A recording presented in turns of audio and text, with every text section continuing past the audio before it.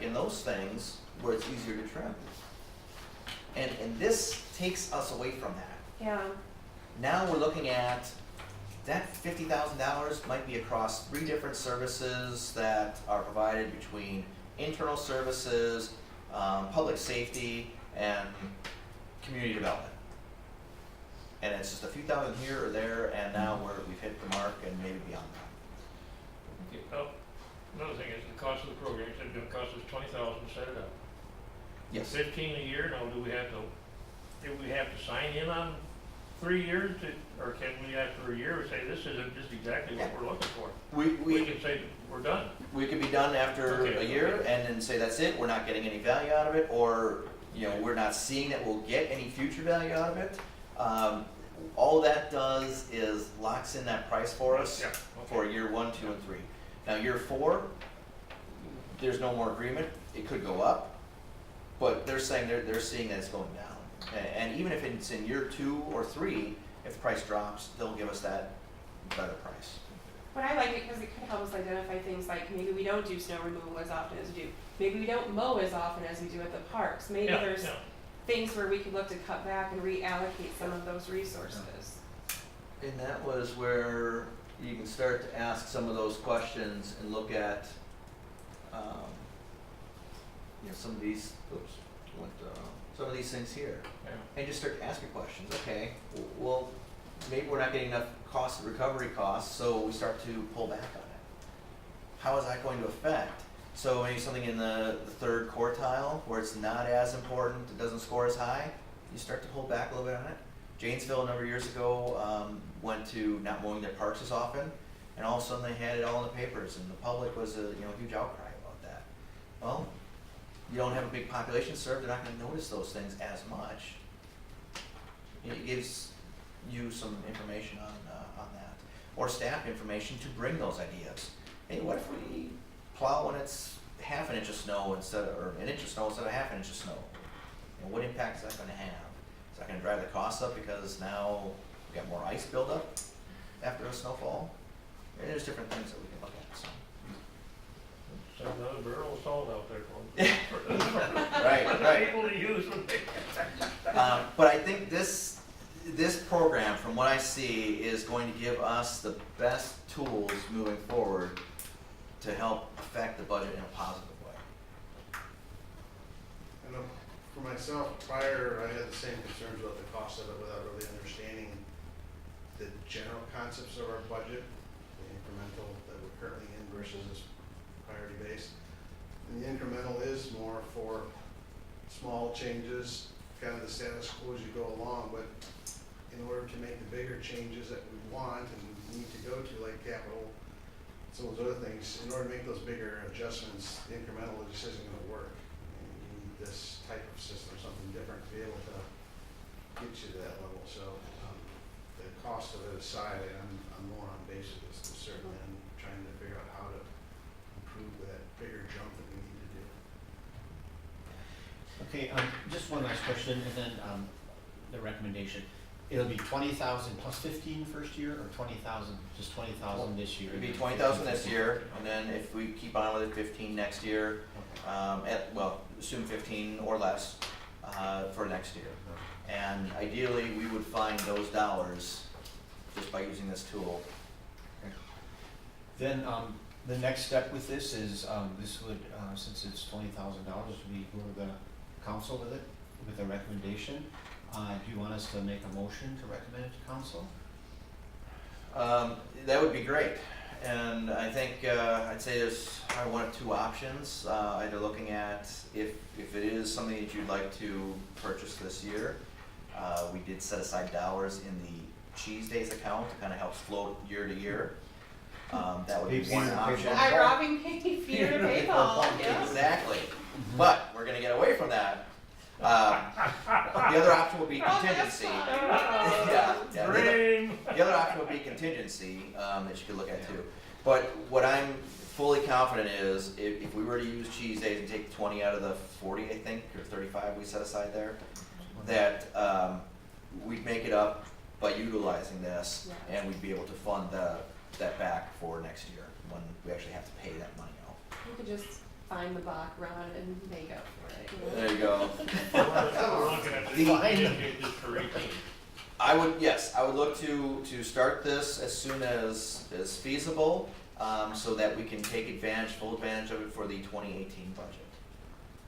And the way to do that is to take the 2017 data that was adopted, build that data in, and then we'd be able to feed in the 2018 and use that information as we're going through our budgeting process.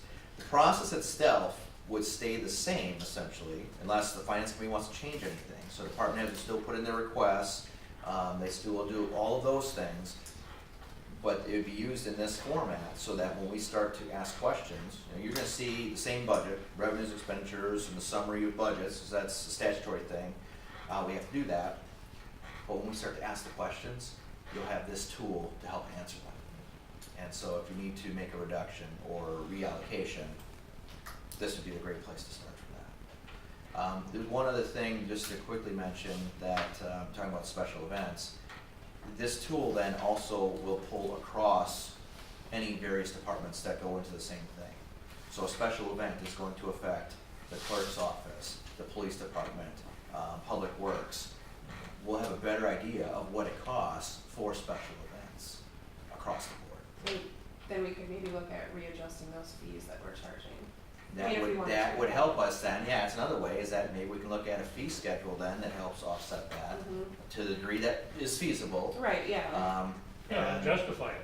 yeah, exactly. Yeah, so, and there's so many ways that this can be used once it's implemented. Well, I like the idea, I mean, the question I've just been bringing up is, because over the years, I've seen so many programs and I kind of question the value of them. And I just want to be sure that if we're going to go with this way, it's going to be a benefit. I believe so. Not just another program. Yeah. The other thing to keep in mind with this program too is it is a better tool for the large and the small departments. And I know from myself being a large department, when the finance committee comes through and says we want to cut the budget by 1%, I can't really do that because I don't have anything in my budget other than wage, fringe, and a little bit of training and office supplies. So I can't really cut anything.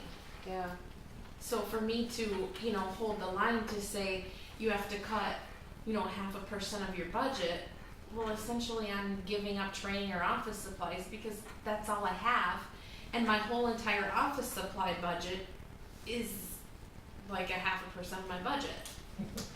So I don't have, with being a smaller internal department, I have no revenue source and I have no money to give back. right. And that gets back into the internal versus external too. A lot of what you're doing is all internal support services. It's the governance that makes everything else go, but the public doesn't see that side of it necessarily. I mean, they come and pay their bills and they see that, but that's the negative. Yeah. Okay, so, Chuck, was that a motion? Yeah, I would move to forward this to council and with a recommendation that we give it a try and see how it goes. I'd second that. Okay. Funding out of contingency or cheese days account or? You guys gotta work that out. It'll be a budget amendment essentially is what it would be. Yeah, you guys gotta work that out. What do we have in contingency? Well, contingency wouldn't be a budget amendment, but. No, it wouldn't. Tuesdays would be, and the reason that we do that is to help with budgeting, because if we take $40,000 out of our budget this year because we don't have cheese days, well then next year we gotta find it again. Yeah. They were budgeting 80. Well, let's do contingency. That's why I'd rather go with contingency, because then we're getting away the robbing Peter to pay Paul and. Yep, Yeah. definitely. And we got money in there yet? I mean, we've been, every time we gonna do something, I keep hearing contingency, we've gotta take it out of Yeah. contingency, and we got money in there yet. Yeah, How much we got in there anything yet? on contingency for this year though. Yeah, I'd have to look it up, I Yeah. don't know, but Phil and I can come back with a financing source for council or Yeah, we're recommendation. early in the year yet, there should be something in there yet. Yeah, hope so. Okay, we have a motion and a second, to move ahead with, the program, money coming out of contingency, hopefully. All those in favor indicate by saying aye, and Lily, you get to vote first. Hi. You don't have any questions at all? So I did a good job explaining. We'll ask you to repeat that after. Yeah. Committee members, all in favor indicate by saying aye. Aye. Opposed, no. Hearing none, motion carried, and we'll take the next step to council. Thank you. Thanks, Tom. Number 2, recommendation from Airport Board of Management to offer financing and low interest loans for hangar construction. This came back from common council, or was it discussed at the council? It was actually discussed, and recommended to bring it back to finance. So you wanna give the overview of that? Yes, I will. So I met with Alder Marsh on Friday. He gave me some of his notes here that they were looking at, and the reason he's not presenting is just because of concerns with open meetings and other things, since he's on the council, and that would possibly create a quorum, and so. So essentially what he had mentioned the other night was they're looking at trying to get a lease type program out at the airport to help finance hangar construction or replacement out at the airport. They're looking at objectives of that would be to increase the leasing fees out there, the personal property taxes, and fuel sales. And so those things would help create more revenue out at the airport. It should create very minimal extra expense, and therefore you have a net positive, and revenues would increase at the airport, so that expenditures could come down, and essentially that means supplement from the general fund. The personal property taxes for the hangars, a couple of years ago, we had it adjusted, rather than have it come into the city and then push back out, we make sure that they get that, because without a hangar out there, there is no personal property tax, so really is no reason for the city to collect it and then pay it back out. The big benefit then is, we could decrease what we support out there. The other thing that he had mentioned the other night was that we're getting very minimal interest on the money in the bank, and by putting it into a revolving loan fund, we're investing back into this capital essentially, and we get a higher return on the money as it's being paid back then as well. So similar to what we have with our current revolving loan fund program through the federal government, similar to what we're looking at with the local revolving loan fund, and possible housing programs that we're looking at and loaning money out on. Now the money with the housing may or may not be interest based. The council hasn't vetted that and come back with anything specific, but those are similar programs that we're currently looking at. Some suggestions for the financial terms, having the interest rate range from 2 to 3%, and that would be depending on the time of year, the creditworthiness of the individual, and whoever the individual or committee is that's assigning the loan at the time. Looking at having the amount of the loan be up to $75,000, maximum of $75,000 for the individual. No more than 3 loans a year is what they were suggesting, and having the loan be paid back between 5 to 10 years. So the money is going to be paid back fairly rapidly and be able to loan back out.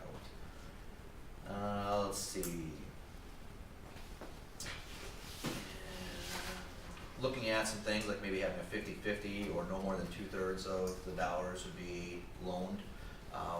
So whether they're injecting their own money, or as we do with currently the revolving loan fund program, we have that contributed with, it's a 1-to-1 ratio that's tied with one of the banks. One benefit of that would be the bank could help assist with creditworthiness. They're going to have to do their own research and review of that. And if they come back and agree to it, then the creditworthiness should be, it's a little less risk for us to consider that. Let's see. Suggestion on using a standard loan construction agreement. An alternative, we could look at using something similar to a revolving loan fund. This could be, actually, another thing that could happen is this could be maybe a piece of a local revolving loan fund. If we just allowed for airport hangar construction, that might be something that we look at. So whether it's a business putting in a stove, building a hangar, improving their facade, this could be one piece that's allowed in that as well. Or rolled in later if that program does take off too. The different forfeitures, late payments, rights to foreclosure, increase the interest charges, be some penalties that could be applied. have to have an application process, and currently, or what the suggestion was have the finance committee approve or review, credit the applicant, set the loan amount, interest rate, and the length of loan. So that's one of the reasons why I think it came back to this committee as well, is looking at this body doing that. And I think that could be fine. Again, I mean, if we looked at the revolving loan fund piece, they have some experts in the banking business already that we utilize. We haven't had any of our federal revolving loans. No, there haven't been any new applications recently. But if we went and funded a local program, I think that body could very easily be transitioned into it. My first question is there a demand for hangar space now, or are they looking at this as an incentive to get more planes? An incentive, yeah, we have, there's a number of spaces that are out there. Available space. Land to lease, that the hangars could go on. To my knowledge, there's been one built since 2010, or say 2011, I totally reported management at that point. And there was one that was built in that time frame. There's been a number of lease transfers. We have a program out there right now with a land lease. The first 20 years, you can get $1 per year for the land lease, and it's 10 cents per square foot after that. But that doesn't seem to have enough impact as the $1 a year. So I think they're looking for additional or further incentive to build hangars. So if you want a plane, you can't afford a hangar? That's kind of the point that Alder Boyce brought up at the last meeting, that, the people that can afford jets, if you can afford jet and jet fuel and the maintenance with the jets and the upkeep. I don't think they're looking at that, particularly that clientele. I think they're looking more at the private citizens. Again, if you can afford a plane. Yeah, well, I mean, yeah. I guess I look at it as, I don't see it benefiting that many people, but I see it being a kind of a. It's just an incentive. I get that, but what's it an incentive for? How many people will be impacted by that incentive? Not very many, but if we get a couple, that's. And I just think this puts more work back on the city for something that very few, if anyone, will benefit from. And I mean, I know you talked about like the revolving loan fund could take care of some of this, but I just think it's going to put more work back on the city. And Unless if you work this with a bank as a partner, who will check their credit, who will track the loans, who will amortize the schedules, and all that kind of stuff, and it's kind of all up to somebody else and not us to do this legally. And that's been the benefit of our current revolving loan fund program. That's the state and federal is, all that is essentially set up that way. A bank collects the payment and they cut us back our share of that. And we still have to do all the reporting under that circumstance. If we went to the local aspect of it, we could eventually move all of those that way, or any new applications. So